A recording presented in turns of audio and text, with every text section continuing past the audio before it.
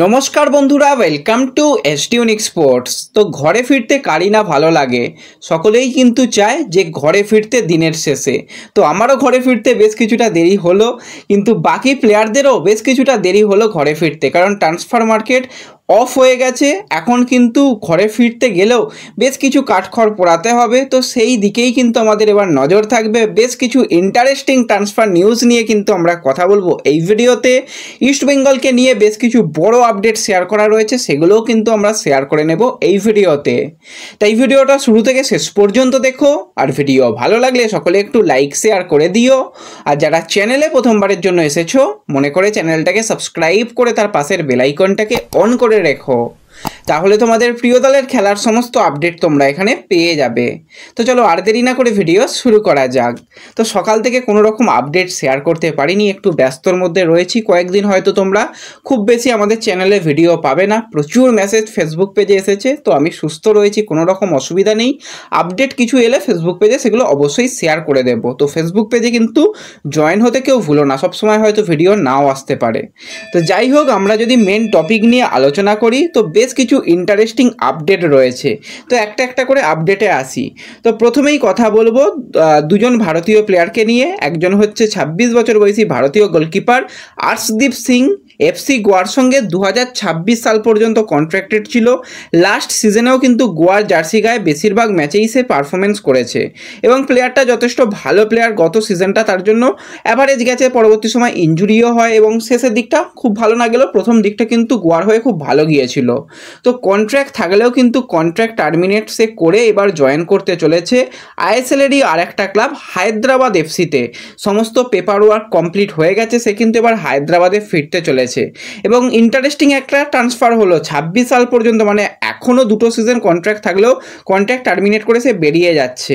এবং অপরদিকে হায়দ্রাবাদ থেকে কিন্তু কাট্টিমনি আবার এফসি গোয়াতে এসেছে। তো কাট্টিমনিকেই হয়তো ফার্স্ট চয়েস গোলকিপার হিসাবে ভাবা হবে। লারা শর্মান পার্মানেন্ট ডিলে কিন্তু এসেছে, সে হয়তো ব্যাকআপ অপশান হিসাবে থাকবে। হৃত্বিক তিয়ারি, সেও হয়তো ব্যাকআপ অপশান হিসাবে থাকবে বলেই কিন্তু আর্শদীপ সিং তার ক্লাব পরিবর্তন করে নিল। এর সাথে সাথে কিন্তু 37 বছর বয়সী ডিফেন্সিভ মিডফিল্ডারের প্লেয়ার রেনি রড্রিগেজ আইএসএলে দীর্ঘদিন ধরে সে পারফরমেন্স করে আসছে, এবং বয়স 37 হয়ে গেলেও তার যে খেলা কিন্তু এখনও যথেষ্ট ভালো রয়েছে। হয়তো 90 মিনিট খেলার মতন প্লেয়ার নেই, কিন্তু যেই সময় তাকে গত সিজনে ব্যবহার করতে দেখা গেছে সের্জিও লোবেরাকে, সেই সময় নেবেই কিন্তু যথেষ্ট ভালো পারফরমেন্স করেছে। তো আইএসএলে কিন্তু 144টা তার ম্যাচ খেলার অভিজ্ঞতা রয়েছে। ক্লাব কেরিয়ারে কিন্তু এফসি গোয়া, বেঙ্গালুরু এফসি, এটিকে মোহনবাগান, ওড়িশা এফসি, এফসি পুনে সিটির হয়ে তার খেলার অভিজ্ঞতা রয়েছে। এবার কিন্তু তার নতুন জার্নি শুরু হতে চলেছে হায়দ্রাবাদ এফসিতে। সমস্ত পেপার ওয়ার্ক, সমস্ত মেডিকেল কিন্তু ডান হয়ে গেছে। লেনিকে কিন্তু আমরা আরও একবার আইএসএলের মঞ্চে হায়দ্রাবাদের জার্সি পরে খেলতে দেখব। তো এই আপডেট দুটোই রয়েছে হায়দ্রাবাদকে নিয়ে, এবং হায়দ্রাবাদ কিন্তু ভিতর ভালোই দল গঠন করে নিল। তো তাদের দল নিয়ে কিন্তু অবশ্যই আলোচনা করা যাবে। শোনা যাচ্ছে একজন বিদেশি প্লেয়ার তো সাই গটার সে ডিল ডান হয়ে গেছে, আরও দুজন বিদেশি প্লেয়ারকেও কিন্তু তারা ক্লোজ টু সাইন হয়ে গেছে, তারাও সাইন হয়ে যাবে। এবং বাকি যে 3 বিদেশি প্লেয়ার তাদেরও কিন্তু খুব তাড়াতাড়ি হায়দ্রাবাদ সাইন করাতে চলেছে। হয়তো আইএসএলের প্রথম ম্যাচের আগেই সমস্ত বিদেশি সাইনিংও তাদের কমপ্লিট হয়ে যাবে। তো হায়দ্রাবাদের কামব্যাকটা কিন্তু খুবই ভালো হচ্ছে। তো হায়দ্রাবাদের দিকে কিন্তু আমাদের অবশ্যই নজর থাকবে।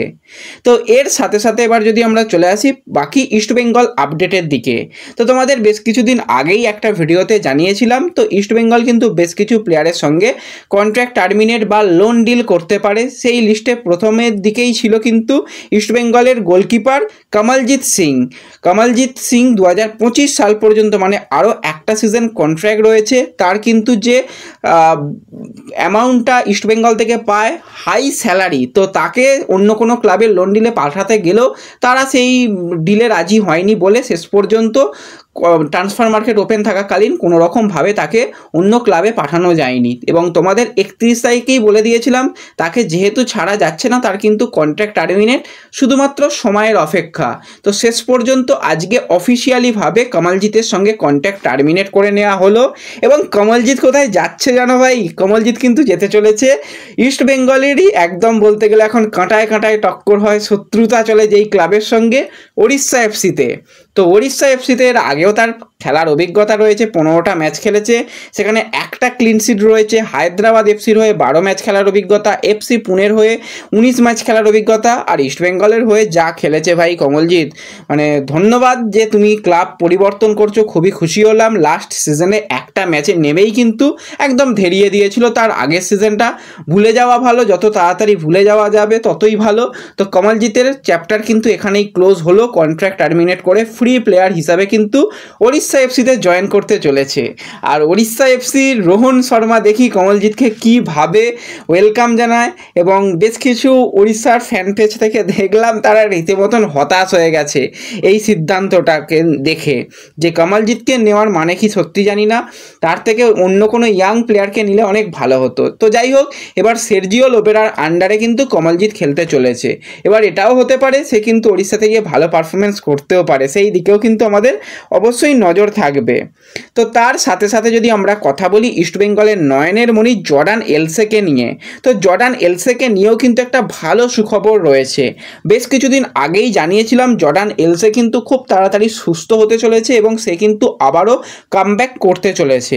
সেটাই কিন্তু এবার বেশ কিছু এলিগের ক্লাবের তরফ থেকে যেরকম লিঙ্ক আপস কথা শোনা যাচ্ছিল, এলিগের বেশ কিছু মিডিয়ার তরফ থেকে যে আপডেটটা বেরিয়ে আসছে, জর্ডান এলসে কিন্তু এবার ঘরে ফিরতে চলেছে। অর্থাৎ ক্লাব কেরিয়ারে কিন্তু তার খেলা শুরু হয়েছিল অ্যাডিলেড ইউনাইটেডের ইউথ সিস্টেম থেকে, তার পরবর্তী সময় আন্ডার 21 দল, তার পরবর্তী সময় সিনিয়র টিমে কিন্তু দীর্ঘদিন সে ফুটবল খেলেছে। অ্যাডিলেডের হয়ে কিন্তু 133 ম্যাচ খেলার অভিজ্ঞতা রয়েছে এবং সবথেকে বেশি দিন কিন্তু অ্যাডিলেডেই সে ফুটবল খেলেছে। তো অ্যাডিলেড ইউনাইটেডের সঙ্গে কিন্তু কথাবার্তা অনেকটাই এগিয়ে গেছে, সব কিছু ঠিকঠাক থাকলে কিন্তু জর্ডান এলসে অ্যাডিলেডেই ফিরতে চলেছে এবং এই বছরে যে এলিগ শুরু হবে, তো সেই এলিগেই কিন্তু তাকে আমরা প্রথমেই দেখতে পাবো। তো আশা করি জর্ডান এলিগে এই সিজনটা খুব ভালোভাবে খেলুক এবং পরবর্তী সময় কিন্তু আবারও তাকে আমরা আরও একবার লাল হলুদ জার্সি গায়ে দেখতে চাই, কারণ তার যে পারফরমেন্স কয়েকটা ম্যাচেই আমরা দেখে নিয়েছি অসাধারণ, এবং প্লেয়ারটা সত্যি কথা বলতে জার্সির ওয়েট বোঝে, যেরকমভাবে কয়েকটা ম্যাচ খেলেই সকল সমর্থকদের মন জয় করে নিয়েছিল। তো আরও একবার জর্ডান এলসেকে আমরা দেখতে চাই এবং সে যে পরের সিজন খেলবে তার জন্য অনেক শুভকামনা রইল। তো এরপরে যদি আমরা কথা বলি ইস্টবেঙ্গলকে নিয়ে এবং ইস্টবেঙ্গলের একজন কোচকে নিয়ে, সেটা হচ্ছে কার্লোস জ্যামিনেজ স্যাঞ্চেজ। তো কার্লোস স্যার, আপনি এবার বিদায় নিন। সত্যি কথা বলতে আপনার এবার বিদায় নেবার সময় এসে গেছে। দলটাকে পুরোপুরি একদম মিনি হসপিটাল বানিয়ে ছেড়ে দিয়েছে, কোনো প্লেয়ারই সুস্থ নয়। আজকে শুনছি এ সুস্থ, তো সেই দিনই শুনছি আরও একজন অসুস্থ, তারপরের দিন শুনছি সে সুস্থ, তো তারপরের দিন শুনছি আরও একজন অসুস্থ। পর যদি এত ইনজুরি হয় তাহলে আর কিছু বলার নেই, ইনজুরি রিকভারি হতেও কিন্তু বেশ সময় লাগছে। তো কার্লোস স্যারের কিন্তু এবার সত্যি বিদায় নেওয়া দরকার, সেই জায়গায় কিন্তু অন্য কোনো ফিটনেস ট্রেনার আনাটা এখনই দরকার, কারণ আইএসএল একটা বড় টুর্নামেন্ট, তার মাঝখানে এএফসি চ্যালেঞ্জ লিগের ম্যাচ রয়েছে, সেই ম্যাচগুলো খুবই গুরুত্বপূর্ণ ম্যাচ রয়েছে এবং সুপার কাপ রয়েছে, আরও কিছু ম্যাচ হতে পারে। তো সেই দিকে অবশ্যই নজর থাকবে। আর এরকম দলে যদি ফিটনেসের হাল হয়, এত ভালো দল গঠন করেও কিন্তু ভালো পারফরমেন্স হবে কিনা সত্যি ভয় লাগে। তো অবশ্যই কিন্তু কার্লোস জ্যামিনেজ স্যাঞ্চেজকে যত তাড়াতাড়ি বিদায় করে নতুন একজন ভালো ফিটনেস ট্রেনারকে আনা যাবে, ততই কিন্তু দলের জন্য মঙ্গল। তো সেই দিকেও কিন্তু আমাদের অবশ্যই নজর থাকবে। ভিতর শোনা যাচ্ছে কাজ কিছু চলছে, তো দেখা যাক পরবর্তী সময় কি আপডেট রয়েছে, সেই দিকে কিন্তু আমাদের নজর থাকবে। তো এই ভিডিওতে এটুকুই আপডেট শেয়ার করার ছিল। ভিডিও ভালো লাগলে একটু লাইক শেয়ার করে দিও। তো দেখা হচ্ছে পরবর্তী ভিডিওতে। ধন্যবাদ।